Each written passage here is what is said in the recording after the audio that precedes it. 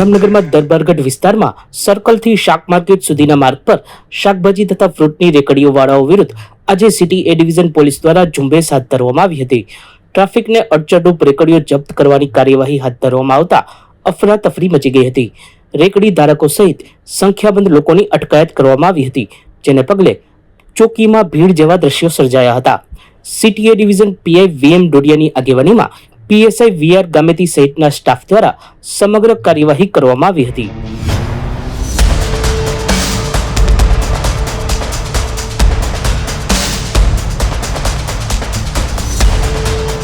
જામનગરમાં બકરી ઈદના તહેવારને અનુલક્ષીને city A division PI VM ડોડિયાની આગેવાનીમાં પોલીસ દ્વારા પાંચહાટડી, પટણીવાડ, ભોઈવાડો વગેરે સંવેદનશીલ વિસ્તારોમાં ફૂટ પેટ્રોલિંગ કરવામાં આવ્યું હતું।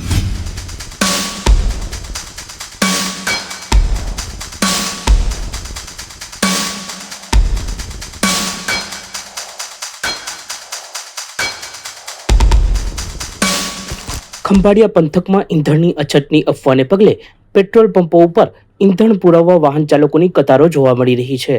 ઘણી જગ્યાએ પેટ્રોલ પંપ ઉપર માલ ખલાસ છે એવા પાટિયા લટકાવી દેવામાં આવ્યા છે। ખાસ કરીને ડીઝલ માટે ખેડૂતો ભારે હાલાકી ભોગવી રહ્યા છે। પેટ્રોલ પંપો પાસે ટ્રેક્ટરોની કતાર જોવા મળી રહી છે।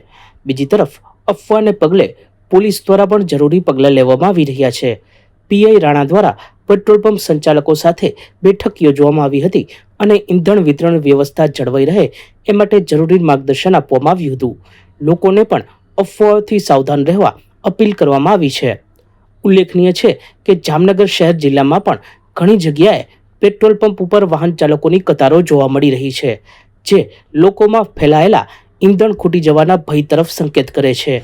સચોટ સમાચારો સૌથી ઝડપી મેળવવા માટે અમારી ચેનલને સબસ્ક્રાઇબ કરો।